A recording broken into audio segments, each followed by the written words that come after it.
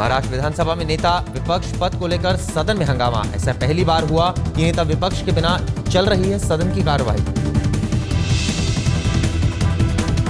BJP से सुलह के बाद शिवसेना के एकनाथ शिंदे ने दिया था नेता विपक्ष से इस्तीफा। एनसीपी और कांग्रेस दोनों ने ठोका था पद पर दावा।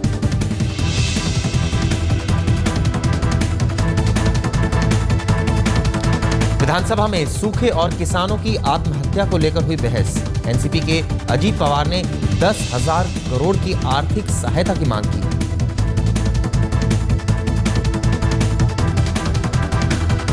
महाराष्ट्र के वित्त मंत्री सुधीर मुंगतीवार की पारिवारिक यात्रा पर हुआ बेतहाशा खर्चे पर विपक्ष ने उठाया सवाल। चार्टर फ्लाइट से तिरुपति गए थे मंत्री।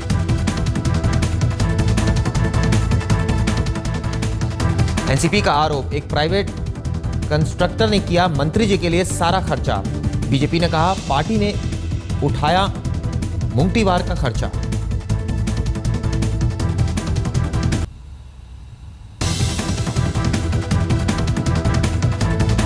नागपुर में किसानों की आत्महत्या और सूखे पर कांग्रेस के प्रदर्शन के बाद शिवसेना का कांग्रेस पर वार।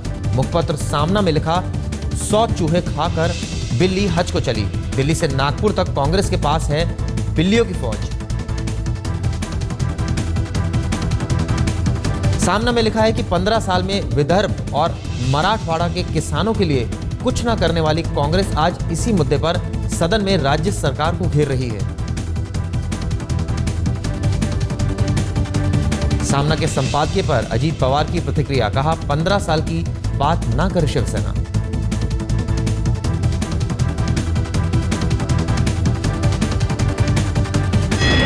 ये बताने का अभी कारण नहीं है।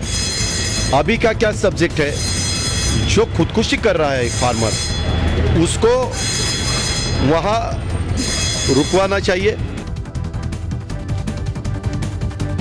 स्वर्गीय बाल ठाकरे का स्मारक बनने के लिए महाराष्ट्र सरकार की बनाई समिति में शामिल नहीं उद्धव ठाकरे। उद्धव को शामिल करने का फडणवीस ने किया था ऐलान।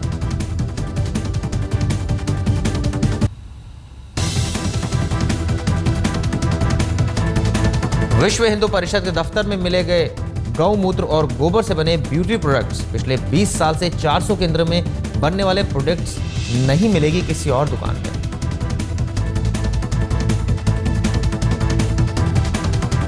हमने उसके लिए अनुसंधान किया कि क्यों हमारी संस्कृति में गाय को इतना महत्व दिया गया है। गाय गोवंश हमारे खेती का आधार है, हमारी इकोनॉमी का आधार है। महाराष्ट्र में वेब बेस्ड टैक्सी सर्विसेज पर लगेगा प्रतिबंध। केंद्र से मिले निर्देश को जल्द पहनाया जाएगा अमलीजामा। विपक्ष में बैठी शिवसेना के सरकार से शामिल होने के खिलाफ दायर पीआईएल पर बॉम्बे हाईकोर्ट में सुनवाई। सरकारी वकील ने कहा विपक्ष को सरकारी पक्ष में शामिल होने से रोकने के कोई नियम नहीं। सचिन ने की मुंबई के रणजी ट्रॉफी खिलाड़ियों से मुलाकात। वानखेड़े स्टेडियम में युवा खिलाड़ियों का जोश बढ़ाने पहुंचे थे सचिन।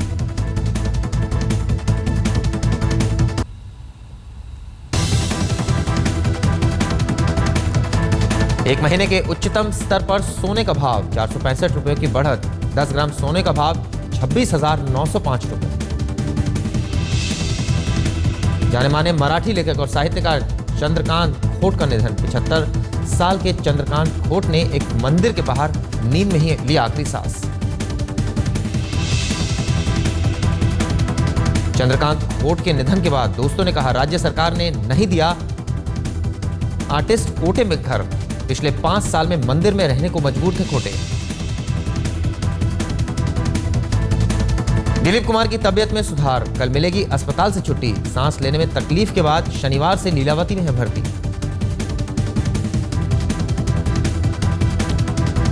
बॉलीवुड स्टार ऋतिक रोशन बने एशिया के सेक्सी मर्द। लंदन के न्यूज़पेपर का सर्वे।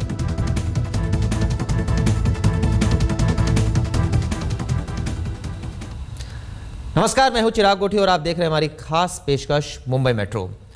बुधवार को फडणवीस सरकार को नागपुर विधानसभा में बड़ी शर्मिंदगी का सामना करना पड़ा। बीजेपी के वरिष्ठ नेता सुधीर मुंगतीवार की पारिवारिक यात्रा पर हुए बेतहाशा खर्चे पर विपक्ष ने कई सवाल खड़े कर दिए। माननीय मुख्यमंत्री महोदय को यह अवगत कराया गया था और हमने उनको रिक्वेस्ट की। सुधीर मुनगंटीवार महाराष्ट्र बीजेपी का एक बड़ा नाम, फडणवीस कैबिनेट में वित्त मंत्री। परिवार के साथ नेताजी की तिरुपति यात्रा विवादों में घिर गई है। दरअसल पिछले हफ्ते मुनगंटीवार अपने परिवार के साथ एक चार्टर्ड फ्लाइट लेकर तिरुपति के दर्शन के लिए गए थे। बस इसी मुद्दे पर विपक्ष ने बीजेपी के खर्चे पर लगाम कसने के मिशन पर ही सवाल खड़ा कर दिया। एनसीपी तो ये दावा तक कर रही है कि एक प्राइवेट कॉन्ट्रैक्टर ने मंत्री जी की यात्रा का खर्चा उठाया है। रामाराव ही उसके पीछे था और ये भी कह रहा हूँ दावे के साथ कि रामाराव को मदद करने को जो शब्द दिया गया है उसके तहत रामाराव ने ये फ्लाइट अरेंज किया था। हम तो पारदर्शिता से काम करते हैं। सवालों से घिरे मुनगंटीवार को बचाने के लिए आखिरकार बीजेपी सामने आई। खर्चे की पूरी जिम्मेदारी लेते हुए पार्टी ने ऐलान किया कि मुनगंटीवार की पारिवारिक यात्रा का खर्चा पार्टी ने खुद उठाया है।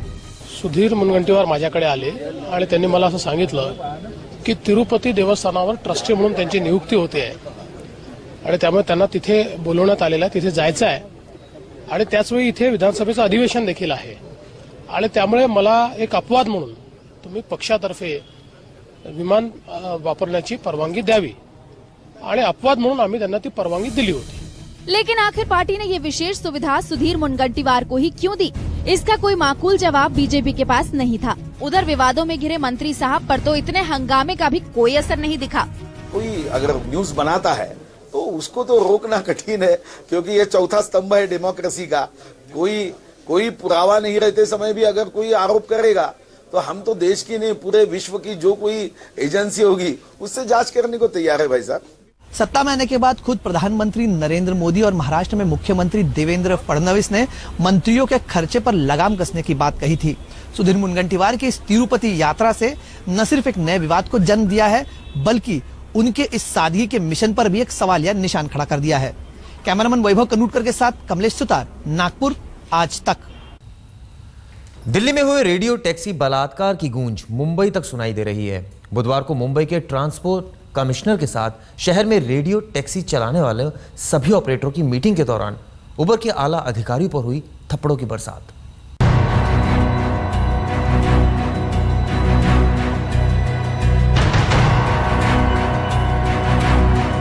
ये है कांग्रेस नेता नितेश राणे के स्वाभिमानी संगठन के सदस्य के तिवारी, और ये दौड़ा दौड़ा कर थप्पड़ जड़ रहे हैं उबर टैक्सी सर्विस के जनरल मैनेजर पर।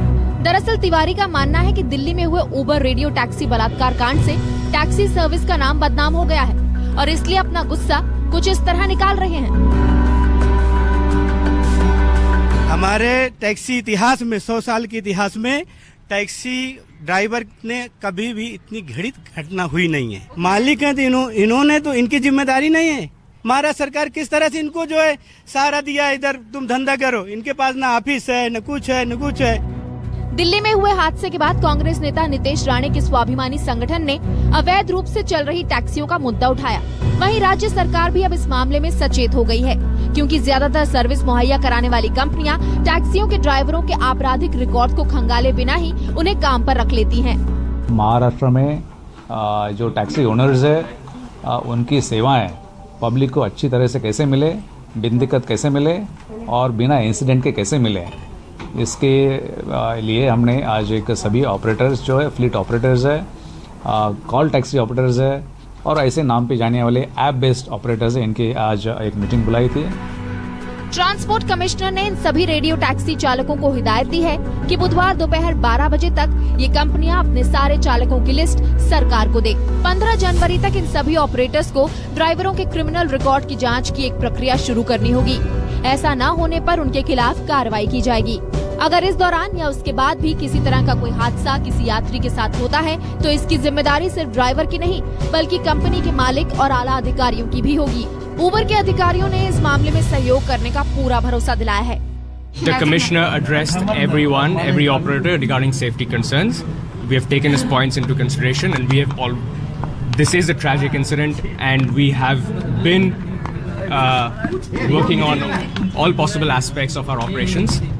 दिल्ली में हुए हादसे के बाद सारी रेडियो टैक्सी कंपनियों के मालिक ट्रैफिक पुलिस और ट्रांसपोर्ट दफ्तर के चक्कर लगा रहे हैं। अब उम्मीद तो यही है कि ड्राइवरों की जांच का सिस्टम और कंपनियों के आला अधिकारियों की जिम्मेदारी बांधी जाने के बाद मुंबई वासियों के लिए टैक्सी सफर सुरक्षित होगा।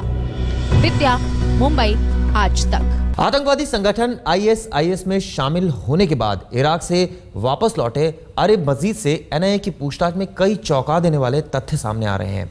NIA की हिरासत में आरिफ ने कुछ ऐसे लोगों के नाम उजागर किए हैं जिन्होंने हिंदुस्तान में आतंकी संगठन ISIS से जुड़ने में मदद की। भारत में आतंकवादी संगठन ISIS युवाओं में पैठ बनाने के लिए स्थानीय लोगों का इस्तेमाल कर रहा है। आरिफ से पूछताछ में ये बात खुलकर सामने आ गई है। NIA के मुताबिक आरिफ और उसके दोस्तों को पनवेल में आरिफ के इंजीनियरिंग कॉलेज में ही मिला था आतिफ इनामदार नाम का शख्स, जिसने चारों युवकों का संपर्क ISIS से कराने में महत्वपूर्ण भूमिका निभाई। आशंका ये भी जताई जा रही है कि आतिफ इनामदार ने सिर्फ आरिफ और उसके दोस्तों को ही नहीं बल्कि कालसेकर टेक्निकल कॉलेज के 40 युवाओं को ISIS विचारधारा से प्रभावित करने की कोशिश की।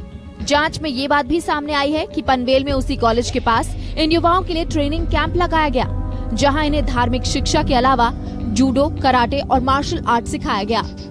आरिफ मजीद ने पूछताछ के दौरान यह भी खुलासा किया हुआ है कि ISIS में शामिल होने के लिए सिर्फ 4 शख्स नहीं बल्कि उनके साथ उनका एक और साथी भी था, लेकिन आखिरी वक्त पर उसने इराक जाने और ISIS में शामिल होने से इनकार कर दिया, जिसके बाद सिर्फ 4 शख्स ही इराक जा पाए थे।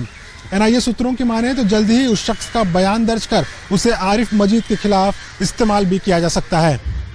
आरिफ से पूछताछ में कल्याण में फल बेचने वाले अनिल दोलारे का नाम भी सामने आया है, जो आतिफ इनामदार और इन 4 लड़कों के बीच की कड़ी है। हालांकि अनिल की भूमिका अभी पूरी तरह से साफ नहीं हो पाई है। NIA को यकीन हो चला है कि लोकल लेवल पर युवाओं को ISIS में शामिल होने के लिए तैयार किया जा रहा है। आरिफ और उसके दोस्तों को धर्म के नाम पर गुमराह किया गया, लेकिन फिलहाल ISIS की मदद कर रहे इन स्थानीय लोगों के खिलाफ केस बनाना NIA के लिए एक बड़ी चुनौती है।